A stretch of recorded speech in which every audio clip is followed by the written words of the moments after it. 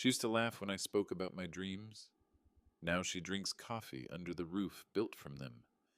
Every nail she mocked holds her reflection, and in the quiet of this house, the silence finally speaks louder than her laugh. Before we begin, subscribe to the channel and tell me where you're watching from in the comments.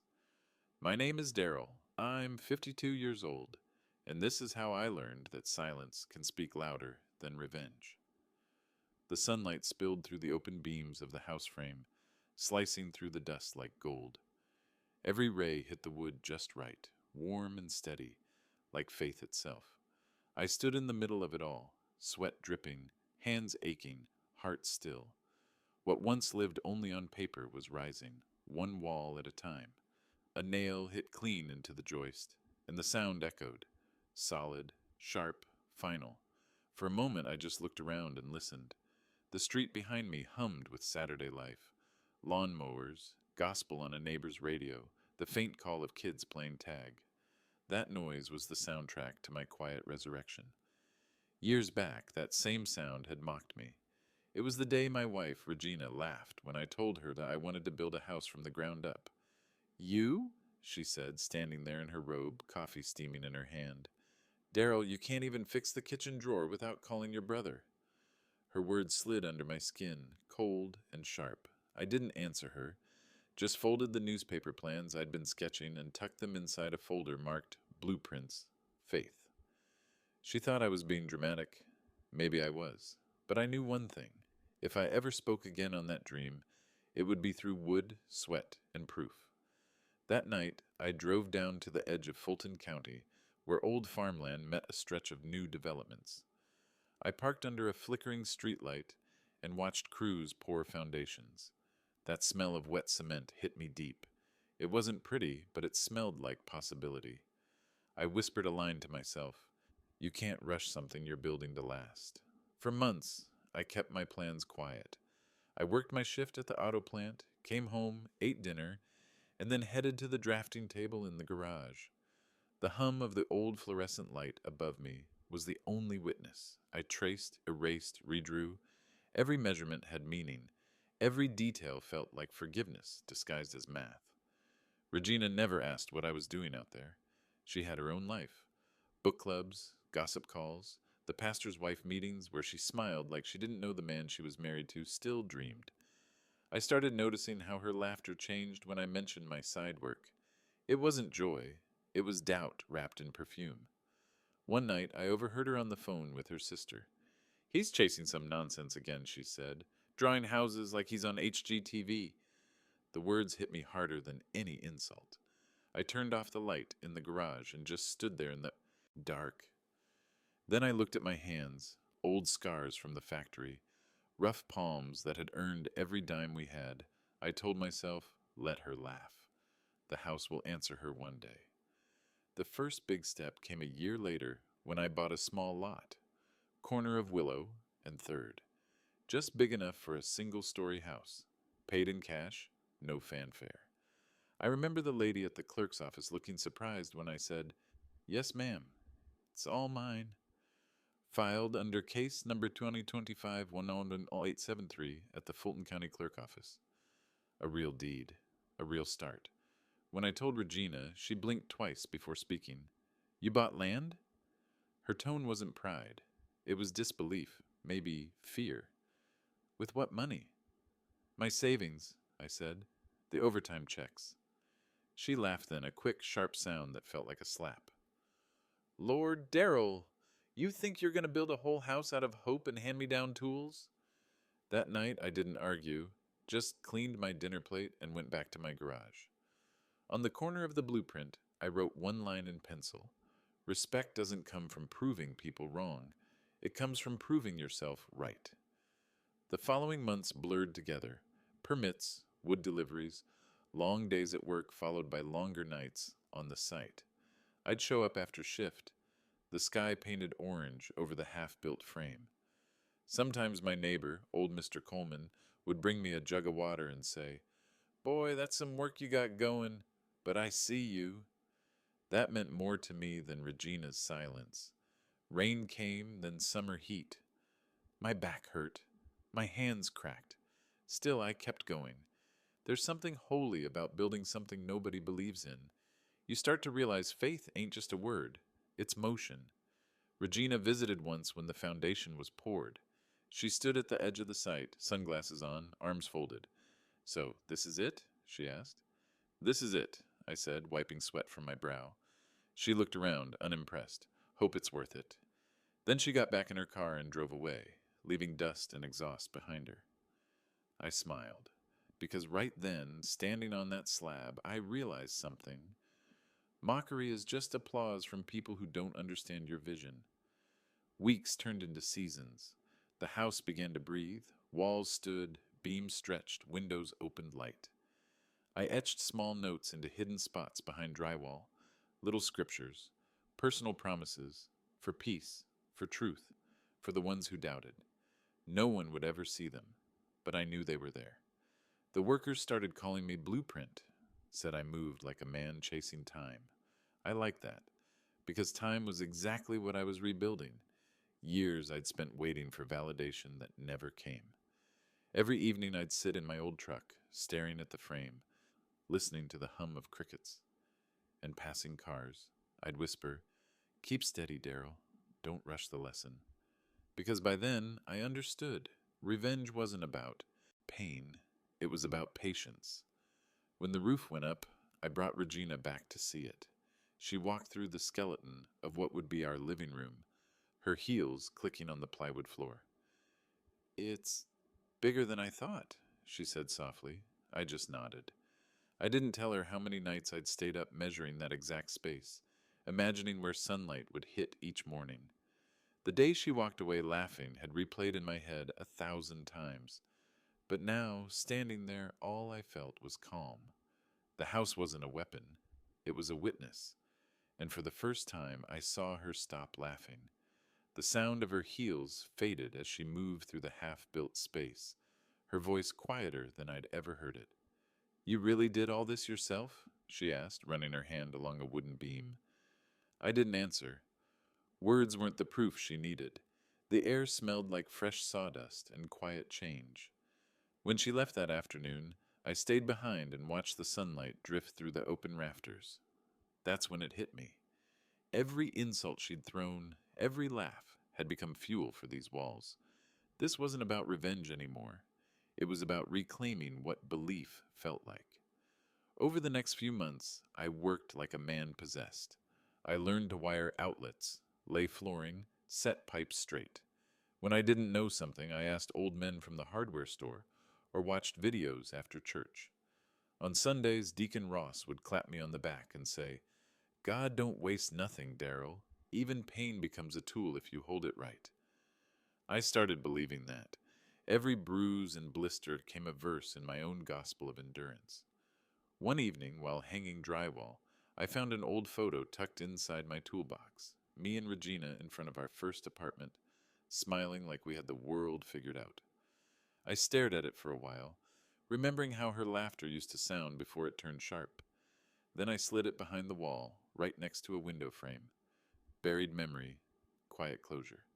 Neighbors stopped by sometimes to watch the progress. "Man, you're really doing this," one said, shaking his head in disbelief. Another laughed. "When you opening the hotel, Blueprint?" I just smiled and kept hammering. Let them think what they wanted. By early spring, the structure stood proud. White siding gleamed under the Georgia sun. The porch I'd dreamed of since my 20s wrapped around the front, wide enough for rocking chairs and Sunday stories. My crew helped me finish the roofing, and we celebrated with barbecue from Big Mo's down on Campbellton Road. Smoke rolled into the sky like victory itself. Regina didn't come that day, but I saw her car drive by slow, windows down. She didn't stop. She didn't have to. The sight of the finished frame said everything I couldn't.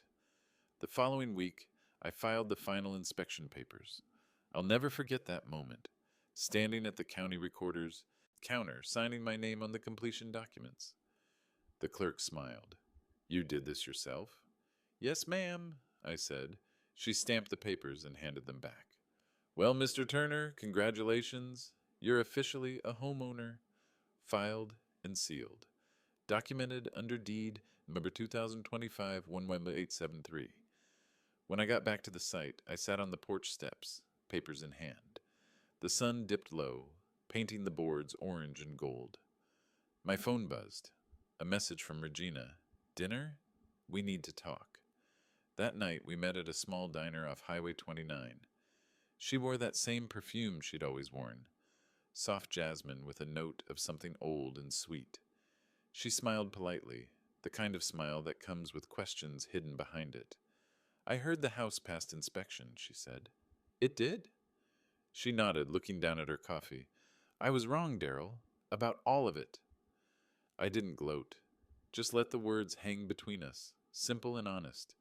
She went on, voice trembling. I thought you were chasing something impossible. I didn't realize you were building something real. I stirred my coffee, silent, not angry, not proud, just peaceful.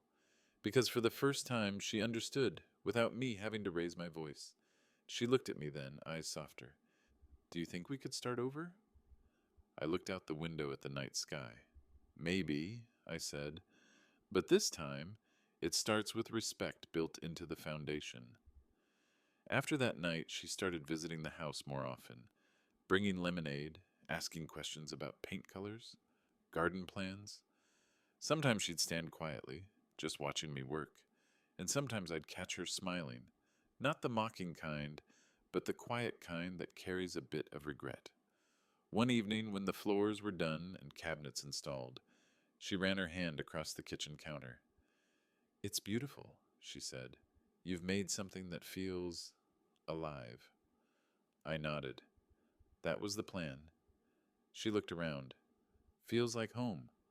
I smiled faintly. That's because it was meant to be. Weeks later, she moved in. At first, it was temporary. She said her apartment lease was up and she needed a place to stay. I didn't argue. The irony was too perfect to ruin. She didn't know this house had been designed with her laughter, her doubts, her old words hidden in the walls. Every inch carried a story she'd once dismissed. Sometimes at night, I'd hear her footsteps in the hallway, slow and thoughtful. The house creaked softly, almost speaking for me. When she'd sit on the porch, looking at the sunset, I'd sit beside her, neither of us saying much. Silence had become its own kind of justice. She'd ask, "What made you keep going?" I'd reply, "You did, every time you said I couldn't." Her eyes would fill, but she never cried. Instead, she whispered, "Guess I should have believed in you sooner." I said, "Belief don't expire, Regina. It just waits for proof." There was peace in that porch-light glow. The kind of peace that don't need applause or apologies, just acknowledgement. Inside, I kept the final document framed on the wall by the door. Filed at the Fulton County Recorder's Office. A reminder that some dreams don't need validation, just follow through.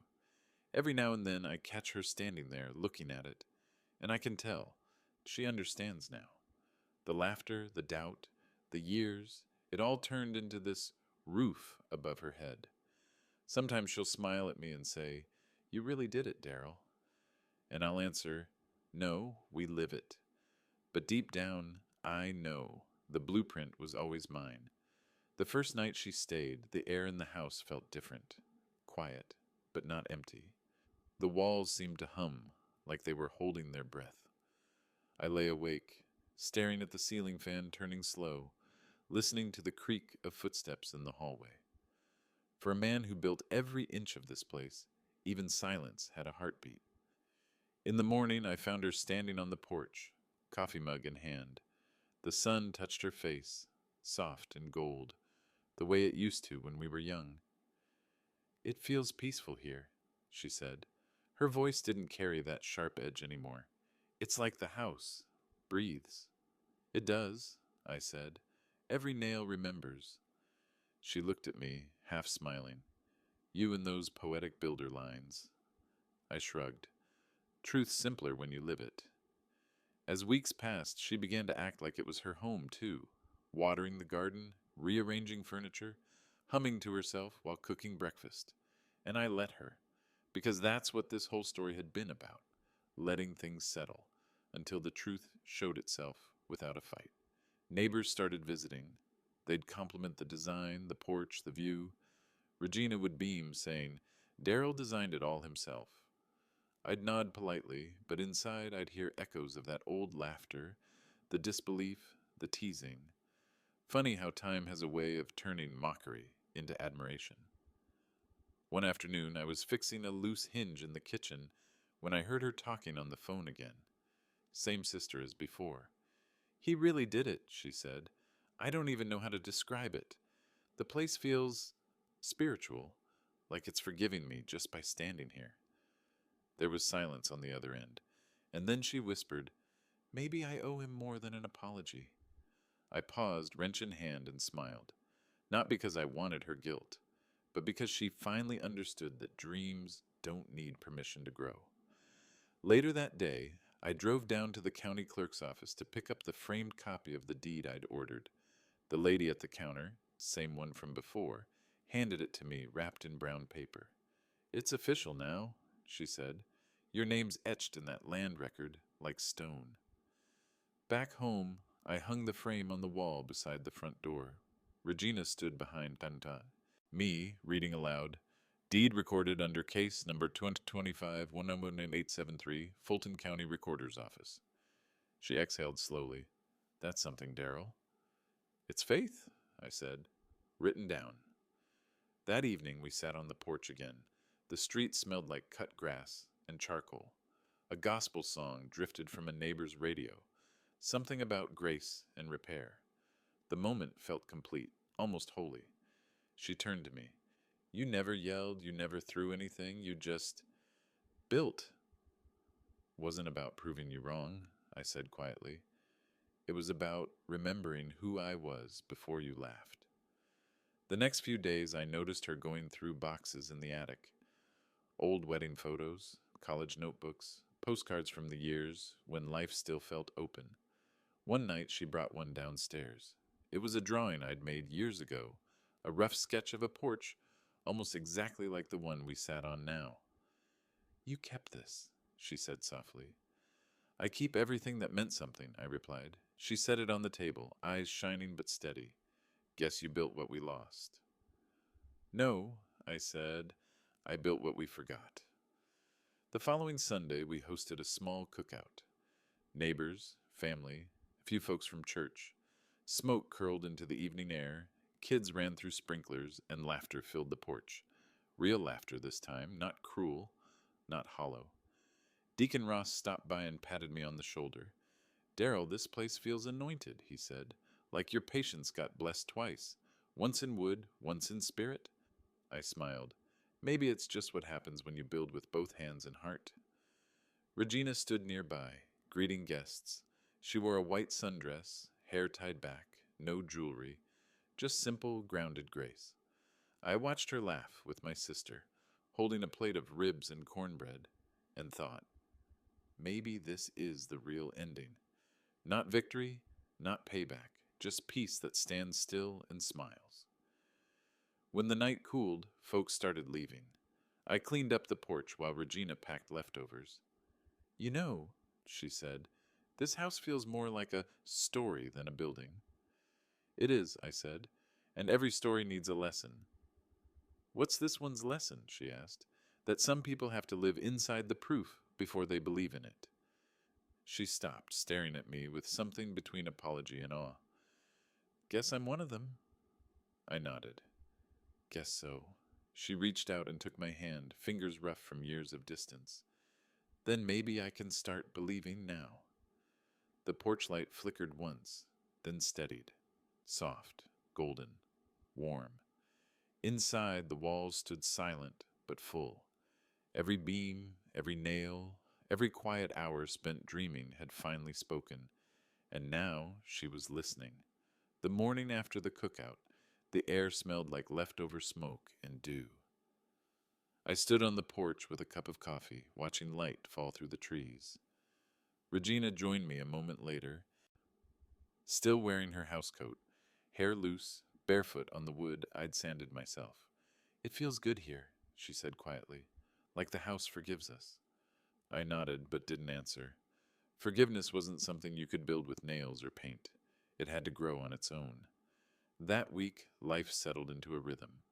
I went back to work at the auto plant, still managing the night shift, still clocking in before sunset. The younger guys there teased me. "Heard you're a homeowner now, Mr. Turner," one said. "You throwing BBQs in your mansion?" I smiled. "Ain't no mansion, just something I made with patience." On breaks, I'd draw new sketches, ideas for a shed, maybe a small greenhouse for Regina. It wasn't about showing off. It was about peace. When you've been laughed at long enough, peace becomes its own form of triumph. Regina started baking again. Sweet potato pies, cornbread muffins, peach cobbler, the kind she used to make when we were first married. I'd come home late and find the kitchen glowing with warm light, her humming softly over the stove. There was no apology spoken, but every gesture said it. One night, as we sat eating at the counter, she asked, "When you were building all this, did you ever hate me for not believing?" I took a slow sip of water before answering. "No, I just stopped waiting for you to believe first." She didn't say anything for a while. Then she whispered, "I see that now." The next day, I stopped by the property office to check on the final inspection records. Ms. Henson, the clerk, greeted me with a grin. "Mr. Turner, your place made the local home feature bulletin. Self-built triumph in Fulton County. You should be proud." I laughed softly. Guess the story got out. She handed me a copy. The article had a picture of the house at sunset, porch glowing gold. The caption read, "Built by faith, finished by love." When I showed Regina later that evening, she covered her mouth, surprised. "They wrote about you?" "About the house," I said. "But I suppose that's the same thing." She smiled, treading her finger over the headline. "You made something that can't be mocked anymore." "Was never about that," I replied. "It was about leaving something that stands even when laughter fades." That night I sat alone on the porch, the article folded beside me. Fireflies blinked over the yard, and somewhere down the block, a dog barked at the dark.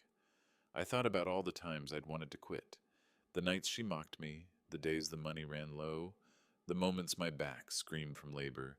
Every struggle had shaped the beams that now sheltered us both.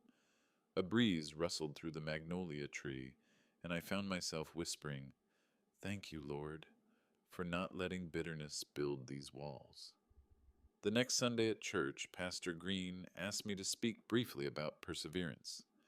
I stood at the pulpit, looking out at familiar faces, neighbors, co-workers, cousins. "I learned," I said, that sometimes the loudest answer you can give to doubt is construction, not destruction." After the service, folks came up to shake my hand. Even Regina's friends, the same ones who'd once smiled at her jokes about my fantasy house, hugged me with genuine warmth. That afternoon, as we drove home, Regina looked out the window and said, "You made them believe too." I smiled. Didn't have to. They saw the proof. Back home, I noticed she'd placed fresh flowers in the kitchen. Lilies, her favorite. Next to them sat a small note in her handwriting. "For the man who built faith into the walls." That night, as I turned off the lights, I realized something had shifted. Not just in her, but in me. The revenge I thought I wanted had turned into something deeper. Redemption. Later that week, I found her sitting in the backyard, watching the house glow under the porch lights. "You know what's funny?" she said. "I used to think dreams were supposed to make sense. Now I think they just need a place to live." I sat beside her and nodded. "They do." And this one found its address. The moon hung low, soft, and silver. The crickets sang their slow rhythm, and the house, that once empty frame of hope, stood steady behind us. And for the first time in years, everything felt built to last. The summer heat came heavy that year, thick as syrup over the streets. Inside the house, the air conditioner hummed slow, working against the Georgia sun. I sat at the dining table, bills spread out beside a glass of iced tea, when Regina came in wearing that same blue dress she'd worn the first time she visited the site. "City assessor came by," she said, handing me a folded envelope. Property's officially valued. I opened it. The numbers didn't shock me, but they made me pause. The house I'd built from laughter and doubt was now worth more than anything we'd ever owned together. She leaned against the doorway, studying me. You gonna frame that one too? Maybe, I said, half smiling. But not for pride. For proof. She sat across from me, eyes curious. Proof of what? That sometimes a man's silence builds more than his words ever could. We didn't speak for a while, just listened to the slow click of the ceiling fan. The house had its own kind of heartbeat, steady, patient, alive. That night, while cleaning the attic, I came across an old metal lockbox I hadn't opened in years. Inside were folded receipts, blueprints, and a single yellow envelope marked Mortgage Offer. Denied, 2019. I laughed quietly. Back then, no bank would approve me. Too risky, they said. No construction record. Yet here I was, living in what they said couldn't be done, breathing the proof of persistence. I decided to take the box down to the porch. Regina found me there, sorting through the papers. What's that? History, I said. The stuff I built on. She sat beside me, fingers brushing the corner of the envelope. You kept it all. I keep every no until I can turn it into a yes. She smiled faintly. You really are a patient man. Patience ain't always peaceful, I said. Sometimes it's just quiet strength. The next morning, I got a call from the Fulton County Register. A local publication wanted to feature homeowner stories tied to community renewal. Mr. Turner, the woman said, your home's been nominated under the Faithful Build segment. I laughed softly. Guess the walls do talk. When the reporter came by, she asked the usual questions. How long it took, how much it cost, what inspired me. But near the end, she asked something different. What kept you going when people didn't believe? I looked out at the porch, sunlight sliding through the railings. Belief doesn't need an audience, I said. It just needs one worker who won't stop showing up. Regina watched the interview from the kitchen doorway, arms folded, eyes wet. She didn't interrupt. She just listened, like each word was a nail clicking into place. A week later, the story went live. The headline read, Local Builder Turns Doubt into Design, the House That Patience Built. When I came home that evening, Regina had printed the article and placed it in a frame next to the deed. She'd written something small under it in her own handwriting. You taught me that belief has blueprints too. I didn't say anything, just looked at her, long and quiet. She stepped closer. I know I can't take back those years, Daryl. The words, the laughs, the doubt. I held her gaze. You don't have to. You're living the apology now. We stood there in that soft silence, the kind that means everything's finally been said without sound. The following Sunday, we hosted another gathering, a community open house, Pastor Green's idea. Folks came by to tour the place, curious about the man who'd built his own dream. Kids ran up the stairs, church ladies admired the kitchen tiles, and one young couple asked for advice on their first home. Regina handled it gracefully, showing them around with pride. She told them, this house was built twice, once with wants and once with humility. When everyone left, I found her sitting on the porch swing, shoes kicked off, feet tucked under her dress. You looked happy today, I said. I was, she said softly. For the first time, I didn't feel like I was living in your dream. I felt like I was part of it. The porch light flickered above us, drawing a soft halo around her face. That's how dreams work, I said. They don't keep score, they just keep standing. She looked at me, voice trembling. Do you ever think about what would have happened if I hadn't laughed that day? I smiled, faintly. Maybe I wouldn't have built it. Maybe the laughter was the spark. For a while, we just sat there. No music, no words, just the sound of cicadas rising in waves from the yard.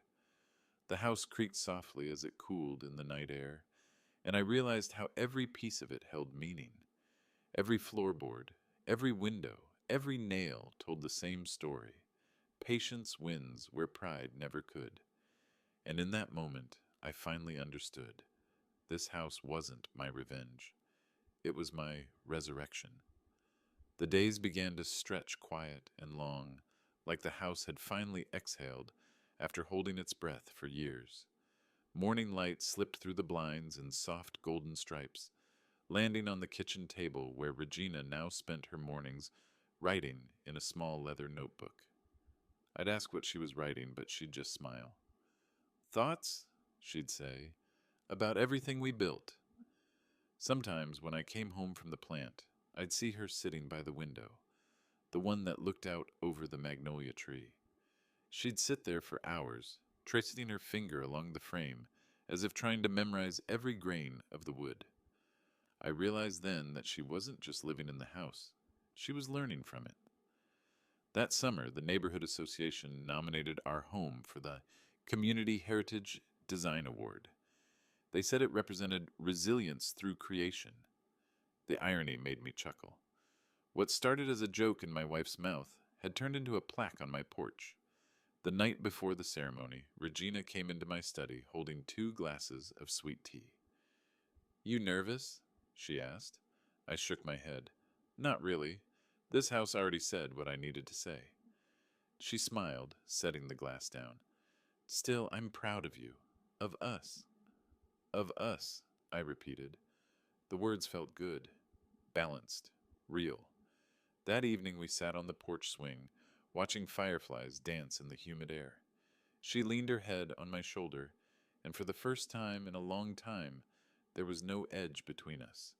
No pride, no proof, just presence. The next morning we drove downtown for the award presentation. City Hall smelled faintly of old paper and polished floors. When my name was called, Regina squeezed my hand. I walked to the podium, nodding at familiar faces in the crowd, folks who'd once doubted me, now smiling wide. The speaker said, "This recognition honors not just craftsmanship, but faith in the face of doubt." I stepped up, took the small bronze plaque, and said into the mic, "Sometimes belief doesn't make noise. Sometimes it builds quietly, one board at a time." The room went still for a moment, and then applause filled the air. Not loud, but respectful. Solid. When I turned to leave the stage, I caught Regina's eyes glistening. She mouthed the words, "You did it." I nodded, because deep down I knew we both had. That night after the ceremony, she surprised me. On the kitchen counter, beside a slice of pie, she laid a manila folder. "You should see this," she said. Inside were copies of the property records, deed, appraisal, and title transfer, all neatly arranged. At the top was a new document, Joint Ownership Amendment. I blinked, reading it twice. "You added your name?" She shook her head. "No, I added yours." I frowned, confused. "Mine's already on there." She smiled gently. "Not on the land my father left me in Macon. You remember that old property?" I looked up slowly. "The one you swore you'd never sign over to anyone?" She nodded. "That one. I figured faith should go both ways." For a long moment, I didn't speak. The room felt full, not with noise, but with meaning. I placed my hand over hers and said, "Regina, you didn't have to do that." "I know," she said softly, "but I wanted to. You built our home from doubt. Let me build the rest from trust." That night, I couldn't sleep. I walked through each room of the house in the dark, letting my fingers brush the walls, remembering every hammer strike, every ache, every prayer whispered into sawdust. I ended up in the living room, standing under the framed deed. The porch light outside flickered through the window like it was breathing. For the first time, I didn't see the house as a monument. I saw it as mercy. Weeks later, we drove down to Macon to see the property. It was overgrown, grass tall, fences leaning, the old house there half collapsed. Regina looked at it like a woman seeing her own reflection after years of forgetting it. "You think we can fix it up?" she asked. I smiled. "Every place can be rebuilt. Just takes time and patience." She turned to me, smiling through tears. "You'd know better than anyone." That summer, we spent weekends clearing that land together, cutting vines, hauling debris, laughing again. It wasn't about the work, it was about the rhythm. The way two people, once broken by pride, could find healing through shared sweat and forgiveness. Sometimes I'd stop to look at her, hair tied up, dirt on her cheeks, determination in her eyes, and I'd think maybe this was the real house I was meant to build all along. By August, the first post went into the ground. Not for a house, but for a new fence line. She painted it white. I carved a single word into the wood: grace. And for the first time in years, when the wind blew through the trees, it didn't sound like mockery anymore. It sounded like home. By the time autumn rolled in, the air carried that soft chill that makes every porch creak sound like a memory. The magnolia leaves had started to turn dull, the sky hanging heavy with that amber light you only get in late October. Regina had begun calling the old Macon property our weekend peace. I liked that. It had rhythm to it, like forgiveness, spoken slow. Every Saturday morning, we'd load the truck with tools, a small cooler, and 2 thermoses of sweet tea, the pet. Drive took about 2 hours, long enough for quiet reflection, but short enough to still call it home by sunset. The road wound past gas stations and forgotten motels, then dipped into open fields where the smell of pine and clay hit deep in the lungs. That first weekend, we stopped by the county clerk's office in Bibb County to finalize the joint deed. The clerk, a young woman with braided hair and a soft drawl, looked up from the computer and said, "Mr. and Mrs. Turner, y'all building something new?" Regina smiled. "Something old that deserves a new chance." The clerk grinned. "Well, God bless the both of you. Not many folks come here to start again together." When we walked out with the signed papers, I turned them over in my hands. Filed at Bibb County Recorder's Office. Case number 2025-21289. Another record of something rebuilt instead of broken. That afternoon, we worked until the sun went down. Regina trimmed branches while I repaired a corner of the porch. Her laughter carried through the empty yard, light, not mocking, not forced, just honest. At one point she stopped and said, "This land smells like beginnings." I smiled. "That's redemption you're smelling."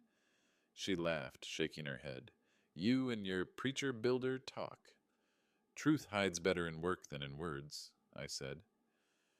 As we drove back home that night, the headlights cut through fog and silence.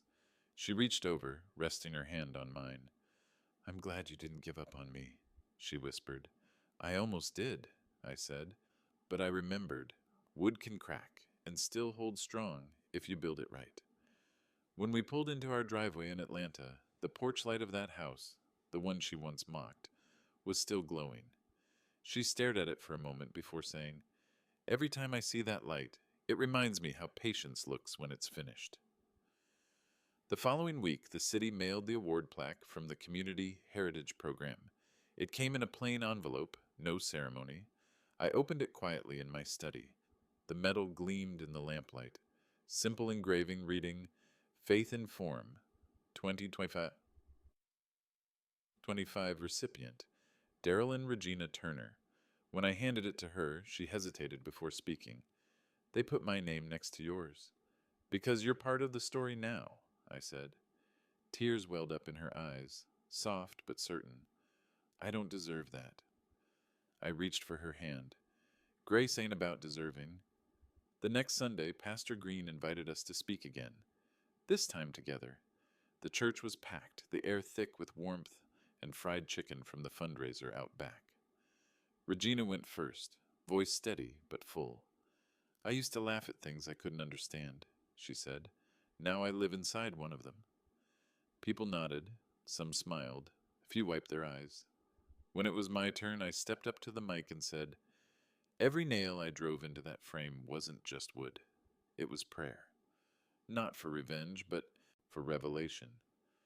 After service, folks gathered around us, offering hugs and congratulations. A man I barely knew said, "Brother, your story gave me peace. I got a wife who doubted me too." I smiled and told him, "Build something with your silence. Let time do the talking." That night, back home, we sat on the porch again. The air smelled faintly of fried food and October rain. Regina leaned back and said, "You ever think maybe this house was God's way of teaching both of us?" I nodded slowly. "Maybe so. I built it to prove something. But it ended up proving me wrong too," she smiled. "How's that?" "I thought revenge needed a witness. Turns out it just needed walls to echo truth." She laughed softly, and that sound, pure, tender, healed, filled the night air. A few weeks later, I found that leather notebook she'd been writing in. It was open on the table. Curiosity got the better of me, so I read a page. The first line said, "He built the house, but the house rebuilt us." I closed it carefully, my chest tight but light. Some truths don't need answers, they just need acknowledgement. Later that evening, she joined me outside with a blanket and a cup of cocoa. "You read it, didn't you?" she asked, smiling knowingly. "Maybe," I said. She nudged me playfully. "Well, then you know my secret." "What's that?" "That this house isn't your monument. It's our mirror." The porch light flickered again. The wind picked up, rustling through the magnolia leaves, whispering something that sounded like peace. And as we sat there, side by side, the laughter that once wounded now healed. The dream that once divided now sheltered us both. Winter came slow that year, creeping through the Georgia mornings like a quiet guest who didn't want to wake anyone. The magnolia out front had gone still, its leaves dark and glossy against the gray sky.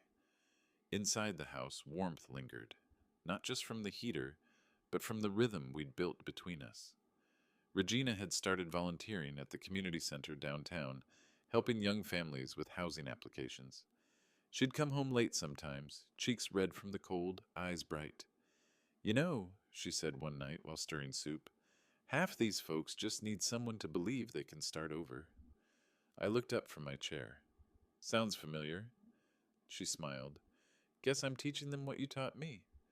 Her words sat with me for days, because I realized, somewhere along the way, the woman who once doubted dreams had become a builder of her own. Around Christmas, we hosted a dinner. The same neighbors who'd come by during construction now filled the house with laughter, gospel music, and the smell of roasted turkey. The air was alive. Every corner of the house seemed to hum with gratitude. Mr. Coleman from next door raised a glass. "To Darrell and Regina, proof that patience can build miracles." Regina blushed, shaking her head. "Don't give me too much credit," she said. "I almost missed the miracle." After everyone left, we stood by the window, looking out at the quiet street. Snow, rare for Atlanta, had started to fall in slow, soft flakes. She leaned into me and whispered, "It's peaceful here." "It should be," I said. "It's the first home we both had faith in." Later that week, a letter arrived from the Fulton County Recorder's Office. At first, I thought it was another property statement, but when I opened it, I found a notice of nomination. Outstanding civil contribution, Community Rebuild Project. Apparently, the article about our home had sparked something. Local volunteers wanted to partner with me to teach others how to plan, file, and design their own self-built homes, especially families with limited resources. When I showed the letter to Regina, she just smiled. "Look at God," she said softly. "Guess he's still building," I replied. We started hosting small workshops in the church basement. Saturday mornings filled with the smell of coffee and the rustle of blueprints. I taught what I knew: permits, layout, patience. And Regina, she handled the paperwork, guiding people through county filings, helping them fill out forms with that calm voice only she could use. Sometimes I'd catch her watching me while I spoke, eyes soft with pride. After one session, she whispered, "I used to think you were stubborn. Turns out you were faithful." I chuckled. Sometimes they look the same. By February, a few couples had already started framing their own small homes. They'd send me pictures of concrete slabs and beams rising against the sky. Seeing that made something stir deep inside me, like the echo of my own beginning, reflected through others. One night after a session, Regina sat in the truck beside me, silent. I thought she was tired until she spoke. Daryl, I've been thinking maybe it's time to build something else. I glanced at her. Like what? A future for others. A foundation fund, maybe, to help people get started. I already talked to Pastor Green about setting up a nonprofit arm through the church. I stared at her, amazed. You're serious? She nodded. You built the house. Let me build the legacy. Her words carried a weight I didn't expect, the kind of purpose that hums beneath the surface, quiet but unshakable. Over the next month, we filled out paperwork, drafted proposals, met with the bank. She named the project herself, Faithful Blueprint Initiative. When we filed the incorporation papers, I couldn't help but smile at the clerk's reaction. Turner again? He said. Y'all just don't stop, do you? Regina laughed. We just believe in second chances for dreams and people. On March 5th, we stood outside the same courthouse where I'd once filed my first deed. Different papers this time, but the same trembling feeling of new beginnings. She reached for my hand. You think people will believe in it? I looked up at the flag swaying against the pale sky. They don't have to yet. We'll build it anyway. That night we drove back home in silence, the road lit by passing headlights. When we pulled into the driveway, the house glowed warm in the dark. Our house, our story, our proof. Regina turned to me, eyes glistening. This place started as your redemption, Daryl, but now it's everyone's. I nodded. That's how faith works. It multiplies. We sat there for a long time, the hum of the truck engine mixing with the faint gospel music from the neighbor's porch. I could feel something deep in my chest. Not pride, not victory, but peace. Because for the first time in my life, my dream had stopped being about me. Spring arrived like a gentle promise. The dogwoods bloomed along the street, white petals drifting across the porch like soft confetti. From inside, I could hear Regina humming as she packed folders into her tote bag, documents for the Faithful Blueprint Initiative. We'd turned the front room of our house into a small office. Nothing fancy, one desk, 2 chairs, a bulletin board, and a file cabinet full of dreams written on paper. People came by every week, couples, widows, young men with tired eyes but bright ideas. They came for guidance, for signatures, for courage. I sat with them, showed them sketches, taught them about foundation grades and frame spacing, but what they really wanted wasn't instruction. It was belief. Regina handled the rest, the paperwork, the grants, the outreach.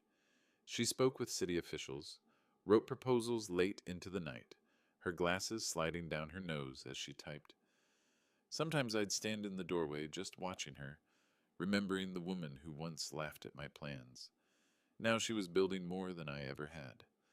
One afternoon, I caught her reading an old article on her laptop, the one that called me the man who built faith into wood. She turned the screen toward me and said, You think they'll ever write one like this about both of us? I smiled. No need. The story's already standing. That weekend, Pastor Green stopped by to pray over the new community lot the initiative had purchased, 5 acres on the south side of Atlanta. We planned to build 6 affordable homes there, each one designed by families in our program. The first groundbreaking was set for May. When Pastor finished the prayer, Regina squeezed my hand. This time, the laughter's going to come from joy. I nodded. Let's build that sound.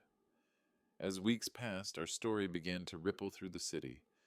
Local news crews came by, filming interviews. Reporters asked how it felt to turn humiliation into inspiration. I told them, when mockery meets perseverance, the result is purpose. They liked that line. It ended up in the segment's title.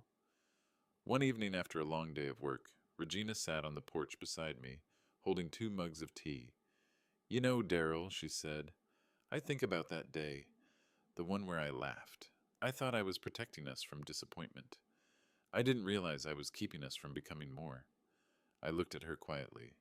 We both needed that mistake. You doubted. I dreamed. Between the two, something got built. She smiled through tears.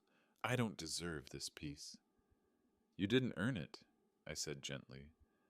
Neither did I. We just stayed long enough to build it. The first faithful blueprint house broke ground 2 months later. I stood with the family, a young couple and their daughter, as the first slab was poured. Regina wore her work gloves, hair tied up, face glowing with pride.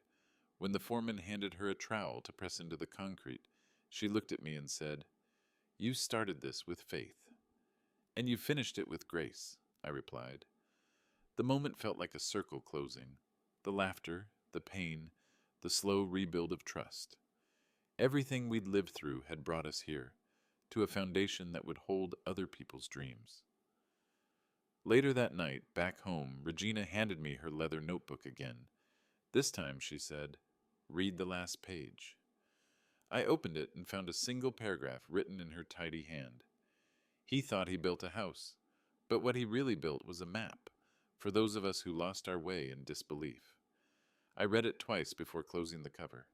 "You always were the writer," I said. She smiled. "And you were the builder." Guess we needed both. The next morning, we went back to the site to deliver breakfast to the crew. The sun was already high, heat shimmering off the fresh concrete. A young man from the team approached me, shaking my hand. "Mr. Turner," he said, "I was one of the kids who used to laugh when my uncle talked about his dream house. Now I'm building my own. I just wanted to say thank you." I looked him in the eye and said, "Don't thank me. Just finish it. That's how you honor what doubters taught you." He nodded, eyes bright. That evening, Regina and I returned home exhausted. She kicked off her shoes and curled up beside me on the couch. The house was quiet, save for the low hum of the fridge and the creak of settling wood. She whispered, "Do you ever think this house knew what it was meant for all along?" "Maybe," I said.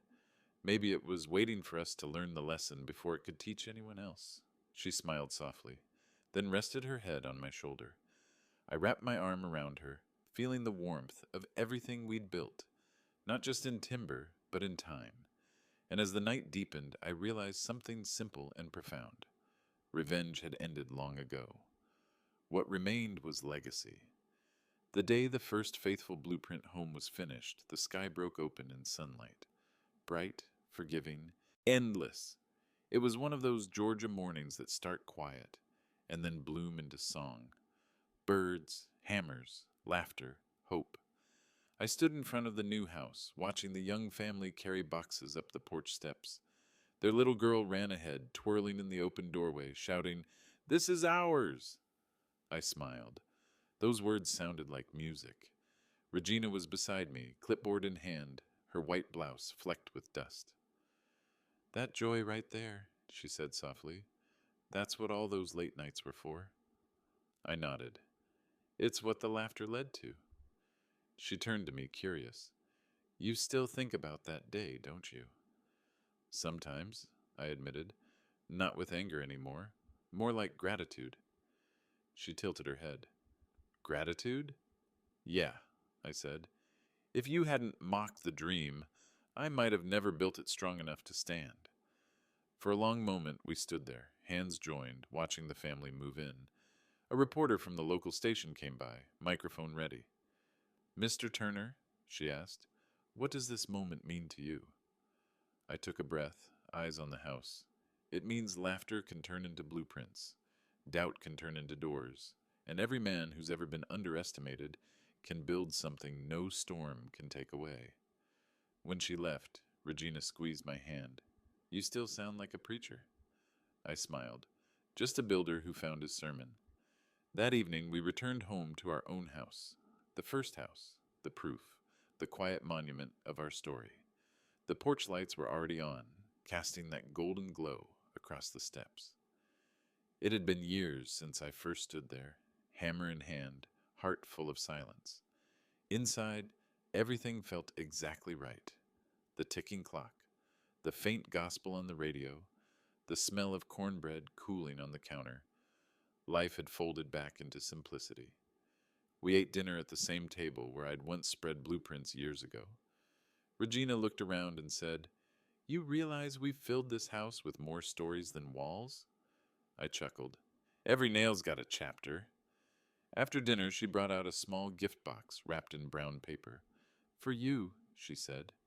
Inside was a brass plaque engraved with words so simple they stopped me cold. The house that forgiveness built. I traced the letters slowly with my thumb. This, this says it all. She nodded. I thought maybe we could hang it by the door, next to the deed. Let it tell people what really matters. We did, together. The next Sunday during service, Pastor Green surprised us both. He called us up front and said, "This community watched a man turn silence into faith, and a woman turn faith into action. Together, they turned a house into a harvest." Applause filled the sanctuary. I saw faces I hadn't seen in years, co-workers, neighbors, even old friends who once doubted me too. But no bitterness remained, just peace, warm and steady as light through stained glass. After service, outside by the church steps, Regina hugged me tight. "You remember what you told me once?" she said. "That revenge wasn't pain but patience?" "I remember," she smiled. "You were right. Patience gave us everything pain never could." That night back home, we sat on the porch swing again. Same place, same sky, different hearts. The magnolia tree rustled in the wind. I looked over at her. The woman who once laughed, now the woman who believed. She said, "I don't ever want to forget what this house taught us." I nodded. "Then don't. Just keep living it." She rested her head on my shoulder, whispering, "Thank you for not walking away. Thank you for walking back." The porch light flickered once, then steadied. Somewhere down the street, a gospel song drifted from a passing car. Slow, soulful, perfect.